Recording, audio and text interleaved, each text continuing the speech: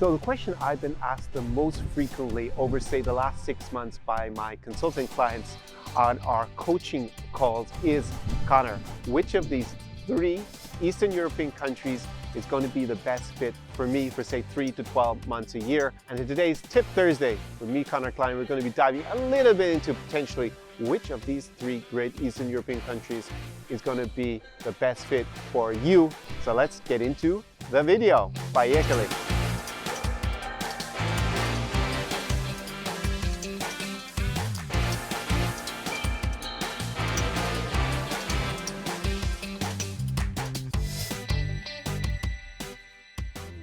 The first thing you're probably going to think about in terms of moving to Ukraine, Russia, or Belarus is where are you going to live? How much is it going to cost you? Now, of course, you can start off by renting and purchase a property, or you might be just planning to rent long term. In any case, renting in the city center in a prime location, where it happens to be Kiev, here in Dnipro, because it happens to be here, Odessa, Minsk, it's going to be about the same, a fraction of the cost of doing so in a commensurate big city in the west. Now, Moscow does tend to be a good bit more expensive than the other cities in the region. Same a bit that direction with St. Petersburg. The other cities in Russia are going to be pretty comparable with here or in Belarus. So when you decide to purchase property, whether you're going to live in that yourself or you're going to buy it as an investment, rent it out perhaps here, maybe use Airbnb or rent it out long term, definitely there are differences between all 3 countries, how the laws work. So that is something you're going to have to weigh up for yourself. As a foreigner, you can purchase property in all 3 countries. That is not a problem. What exactly you can buy does differ a little bit. In terms of buying property, there are some additional perks, especially in Belarus, with terms of your residency. You get some advantages with that, so that can make that more attractive. In terms of the cost, it is an absolute fraction of buying a commensurate property in the West. There isn't very much cheap credit in the regions. I would say overall, probably in terms of the long-term prospects and the security of buying it in general, the ease of buying it and the cost, I would say just Ukraine shades it a bit, but there are good opportunities in all 3 countries for sure.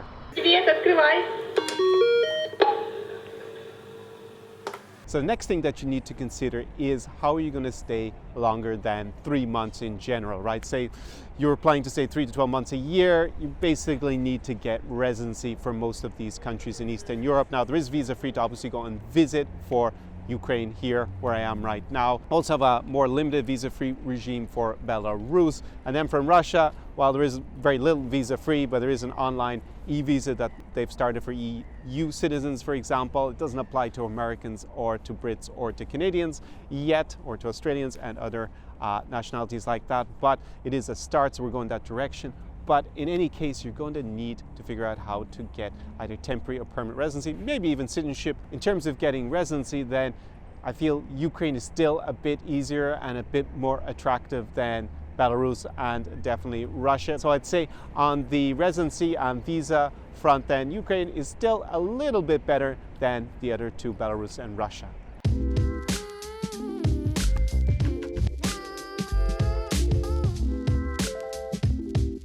So the really big question that comes up, especially on my consulting calls, is where should you go to find the best dating options in the region? Is that in Russia, is that in Belarus, or is that in Ukraine? Now, of course, if you're familiar with my channel, I have an overkill of videos. I have so many videos on the dating topic. I'll link a few below in the description, also up on the cards. Also have Slavic Seduction Secrets, that's why I made it.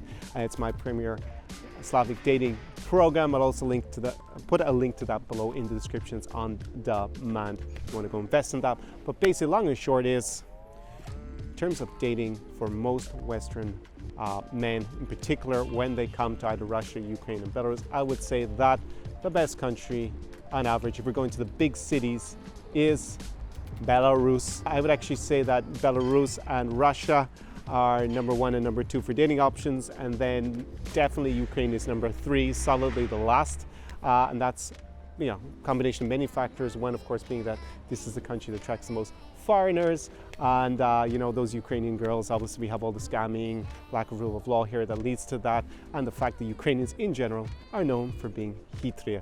Actually, as much as I love Odessa Mama, it is scam central, and it is probably the worst place to go for dating in Eastern Europe, in the former Soviet Union. But just as a segue into a more probably fundamental point, it really depends on which city is the best vibe for you, that you really feel at home at the most.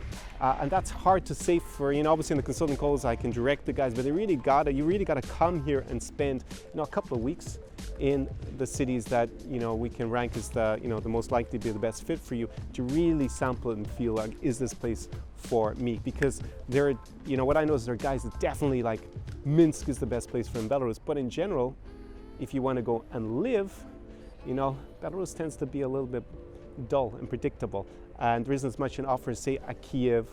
Some guys just love the seaside, and then they're going to go to either Odessa, or maybe they want to go to Russia, to Sochi, the Black Sea on that side. So it really depends. Like Kiev is like hipster cool, it's famous across Europe for its whole hipster scene and electronic music and these kind of raves. So if you're into that, then that's going to be the city to go to. Also, it's a big, bustling metropolis that has a lot of business going on. It's obviously got a lot of diplomatic stuff going on. Same with Moscow. Moscow's that big mecca for kind of the ex-USSR or the Russian Empire. So you really feel like you actually are in the capital city of a former empire. There are people from all over.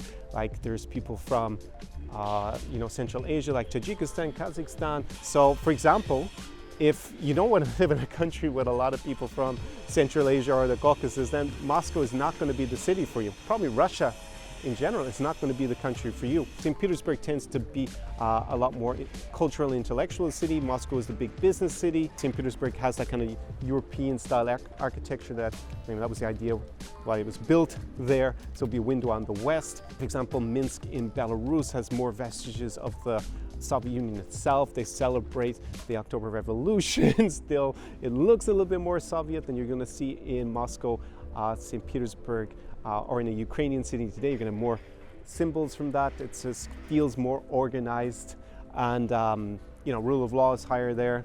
So it really depends where you're going to vibe with. You could also maybe want a kind of old world feel of going to somewhere that's a bit more Central European in terms of architecture, like Lviv, lovely Lviv in the west of Ukraine. But that's not going to suit a guy who is really attracted to the bright lights of a bustling big metropolis like Moscow's the biggest city in Europe, or a Kiev. But really it comes down to actually getting over to the region and sampling and trying out and see which is the best option for you.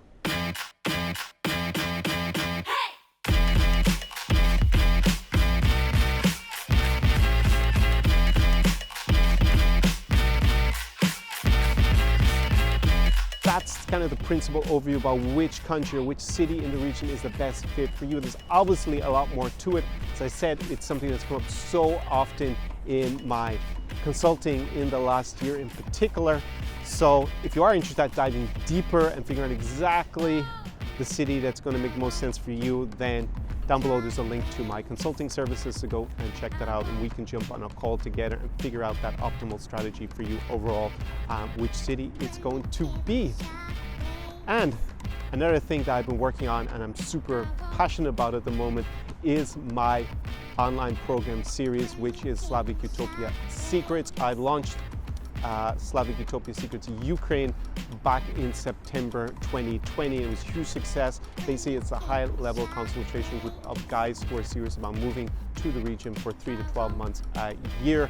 And on those consulting calls, we dive deep as well, not just on a one-on-one basis, but obviously as a group, and all those issues to do with obviously moving here, the legal issues with respect to the optimal visa strategy, and obviously about investing in real estate, and lots of other issues that are going to be really pertinent for you moving here, like the healthcare system. How does that work? Because no one wants to get caught up by a medical emergency and suddenly have your health compromised by not knowing what to do or where to go, because it is a different country and a different system. Obviously, there's also the language barrier.